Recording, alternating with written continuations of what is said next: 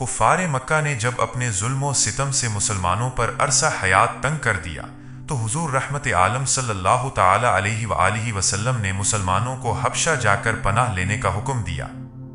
हबशा के बादशाह का नाम असहिमा और लक़ब नजाशी था। ईसाई दीन का पाबंद था मगर बहुत ही इंसाफ पसंद और रहम दिल था और तौरात व इंजील आसमानी किताबों का आलम था। ऐलान नबूवत के 5वें साल रजब के महीने में 11 मर्द और 4 औरतों ने हबशा की जानिब हिजरत की। इन मुहाजिरीन किराम के मुकद्दस नाम ये हैं।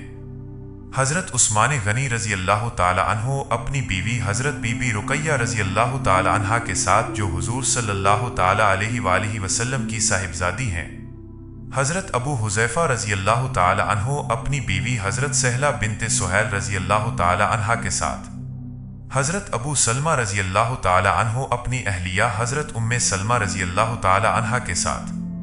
हज़रत आमिर बिन रबिया रज़ी अल्लाह ताला अन्हो अपनी ज़ौजा हज़रत लैला बिनते अबी हशमा रज़ी अल्लाह ताला अन्हा के साथ।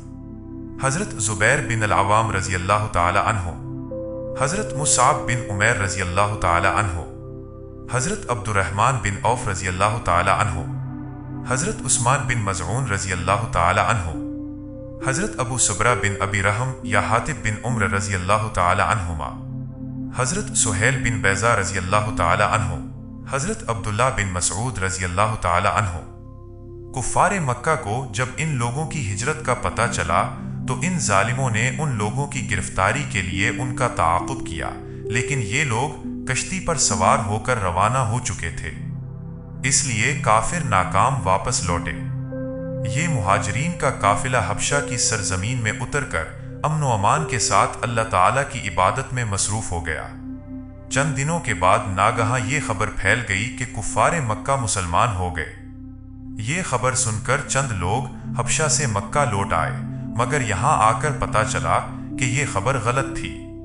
चुनाचे बाज लोग तो फिर हबशा चले गए, मगर कुछ लोग मक्का में रुपोश होकर रहने लगे। लेकिन कुफ्फार मक्का ने उन लोगों को ढूंढ निकाला और उन लोगों पर पहले से भी ज्यादा जुल्म ढाने लगे। तो हुजूर सल्लल्लाहु ताला अलैहि वसल्लम ने फिर लोगों को हबशा चले जाने का हुक्म दिया। चुनाचे हबशा से वापस आने वाले और उनके साथ दूसरे चंद मजलूम मुसलमान मर्द और औरतों ने हबशा की जानिब हिजरत की। तमाम मुहाजिरीन निहायत अमन व सुकून के साथ हबशा में रहने लगे। मगर कुफ्फार मक्का को कब गवारा हो सकता था कि फर्जंदाने तौहीद कहीं अमन व सुकून के साथ रह सके। उन जालिमों ने कुछ तहाइफ के साथ उम्र बिन उल-आस और अमारा बिन वलीद को बादशाह हबशा के दरबार में अपना सफीर बनाकर भेजा। इन दोनों ने नजाशी के दरबार में पहुंचकर तोहफों का नजराना पेश किया और बादशाह को सजदा करके ये फरियाद करने लगे कि ए बादशाह, हमारे कुछ मुजरिम मक्का से भागकर आपके मुल्क में पनाह गुज़ीन हो गए हैं। आप हमारे उन मुजरिमों को हमारे हवाला कर दीजिए। ये सुनकर नजाशी बादशाह ने मुसलमानों को दरबार में तलब किया और हजरत अली रजी अल्लाह ताला अन्हो के भाई हजरत जाफर रजी अल्लाह ताला अन्हो मुसलमानों के नुमाइंदा बनकर गुफ्तगू के लिए आगे बढ़े और दरबार के आदाब के मुताबिक बादशाह को सजदा नहीं किया, बल्कि सिर्फ सलाम करके खड़े हो गए। दरबारियों ने टोका तो हजरत जाफर रजी अल्लाह ताला अन्हो ने फरमाया कि हमारे रसूल सल्लल्लाहु ताला अलैहि वसल्लम ने खुदा के सिवा किसी को सजदा करने से मना फरमाया है, इसलिए मैं बादशाह को सजदा नहीं कर सकता। उसके बाद हजरत जाफर बिन अबी तालिब रजी अल्लाह ताला अन्हो ने दरबार शाही में इस तरह तकरीर शुरू फरमाई कि ए बादशाह, हम लोग एक जाहिल कौम थे, शिर्क व बुत परस्ती करते थे, लोट मार, चोरी, डकैती, जुल्म व सितम और तरह तरह की बदकारियों और बदआमालियों में मुब्तला थे। अल्लाह ताला ने हमारी कौम में एक शख्स को अपना रसूल बनाकर भेजा जिसके हस्ब व नसब और सिद्क़ व दियानत को हम पहले से जानते थे। उस रसूल ने हमको शिर्क व बुत परस्ती से रोक दिया और सिर्फ एक खुदाए वाहिद की इबादत का हुक्म दिया और हर किस्म के जुल्म व सितम और तमाम बुराइयों और बदकारियों से हमको मना किया। हम इस रसूल पर ईमान लाए और शिर्क व बुत परस्ती छोड़कर तमाम बुरे कामों से तायब हो गए। बस यही हमारा गुनाह है जिस पर हमारी कौम हमारी जान की दुश्मन हो गई और उन लोगों ने हमें इतना सताया कि हम अपने वतन को खैर बात कहकर आपकी सल्तनत के ज़ेरे साया पुर अमन जिंदगी बसर कर रहे हैं। اب یہ لوگ ہمیں مجبور کر رہے ہیں کہ ہم پھر اسی پرانی گمراہی میں واپس لوٹ جائیں۔ حضرت جعفر رضی اللہ تعالی عنہ کی تقریر سے نجاشی بادشاہ بے حد متاثر ہوا۔ یہ دیکھ کر کفار مکہ کے سفیر عمرو بن العاص نے اپنے ترکش کا آخری تیر بھی پھینک دیا اور کہا کہ اے بادشاہ، یہ مسلمان لوگ آپ کے نبی حضرت عیسیٰ علیہ السلام کے بارے میں کچھ دوسرا ہی اعتقاد رکھتے ہیں، جو آپ کے عقیدہ کے بالکل ہی خلاف ہے۔ یہ سن کر نجاشی بادشاہ نے حضرت جعفر رضی اللہ تعالی عنہ سے اس بارے میں سوال کیا تو آپ نے سورہ مریم کی تلاوت فرمائی۔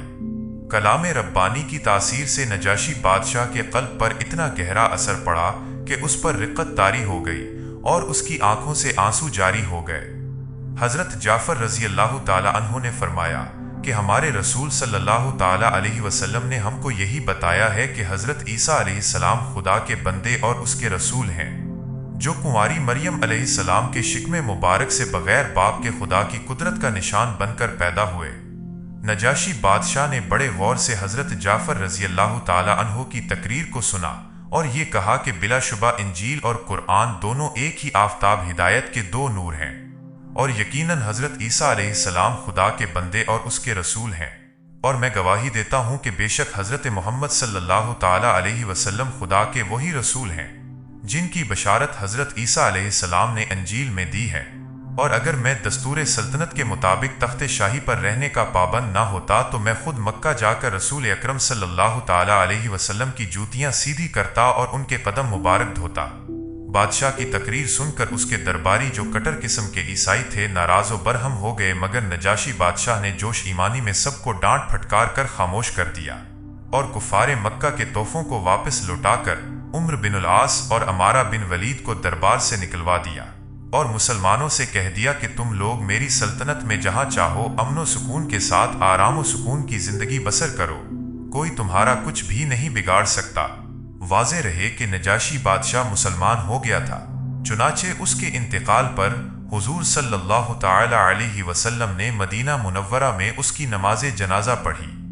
حالانکہ نجاشی بادشاہ کا انتقال حبشہ میں ہوا تھا اور وہ حبشہ ہی میں مدفون بھی ہوئے، مگر حضور صلی اللہ تعالی علیہ وسلم نے غائبانہ ان کی نماز جنازہ پڑھ کر ان کے لیے دعائے مغفرت فرمائی۔ حضرت ابو بکر صدیق رضی اللہ تعالی عنہ نے بھی حبشہ کی طرف ہجرت کی، مگر جب آپ رضی اللہ تعالی عنہ مقام برق الغما میں پہنچے تو قبیلہ کارا کا سردار مالک بن دغنا راستے میں ملا اور دریافت کیا کہ اے ابو بکر کہاں چلے؟ آپ رضی اللہ تعالی عنہ نے اہل مکہ کے مظالم کا تذکرہ فرماتے ہوئے کہا کہ اب میں اپنے وطن مکہ کو چھوڑ کر خدا کی لمبی چوڑی زمین میں پھرتا رہوں گا اور خدا کی عبادت کرتا رہوں گا۔ ابن دغنا نے کہا کہ اے ابو بکر، آپ جیسا آدمی نہ شہر سے نکل سکتا ہے نہ نکالا جا سکتا ہے۔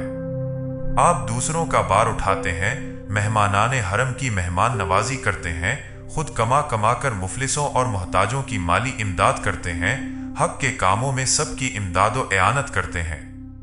آپ میرے ساتھ مکہ واپس چلیے، میں آپ کو اپنی پناہ میں لیتا ہوں۔ ابن دغنا آپ رضی اللہ تعالی عنہ کو زبردستی مکہ واپس لایا اور تمام کفار مکہ سے کہہ دیا کہ میں نے ابو بکر رضی اللہ تعالی عنہ کو اپنی پناہ میں لے لیا ہے، لہذا خبردار کوئی ان کو نہ ستائے۔ کفار مکہ نے کہا کہ ہم کو اس شرط پر منظور ہے کہ ابو بکر اپنے گھر کے اندر چھپ کر قرآن پڑھیں تاکہ ہماری عورتوں اور بچوں کے کان میں قرآن کی آواز نہ پہنچے۔ ابن دغنا نے کفار کی شرط کو منظور کر لیا اور حضرت ابو بکر رضی اللہ تعالی عنہ چند دنوں تک اپنے گھر کے اندر قرآن پڑھتے رہے، مگر حضرت ابو بکر رضی اللہ تعالی عنہ کے جذبہ اسلامی اور جوش ایمانی نے یہ گوارا نہیں کیا کہ معبودان باطل لات و عزا کی عبادت تو علل اعلان ہو اور معبود برحق کے اللہ تعالی کی عبادت گھر کے اندر چھپ کر کی جائے۔ چنانچہ آپ رضی اللہ تعالی عنہ نے گھر کے باہر اپنے صحن میں ایک مسجد بنا لی اور اس مسجد میں علل اعلان نمازوں میں بلند آواز سے قرآن پڑھنے لگے اور کفار مکہ کی عورتیں اور بچے بھیڑ لگا کر قرآن سننے لگے۔ یہ منظر دیکھ کر کفار مکہ نے ابن دغنا کو مکہ بلایا اور شکایت کی کہ ابو بکر گھر کے باہر قرآن پڑھتے ہیں، جس کو سننے کے لیے ان کے گرد ہماری عورتوں اور بچوں کا میلہ لگ جاتا ہے،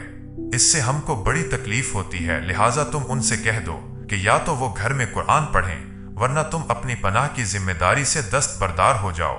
چنانچہ ابن دغنہ نے حضرت ابو بکر صدیق رضی اللہ تعالیٰ عنہ سے کہا کہ اے ابو بکر رضی اللہ تعالیٰ عنہ، آپ گھر کے اندر چھپ کر قرآن پڑھیں ورنہ میں اپنی پناہ سے کنارہ کش ہو جاؤں گا۔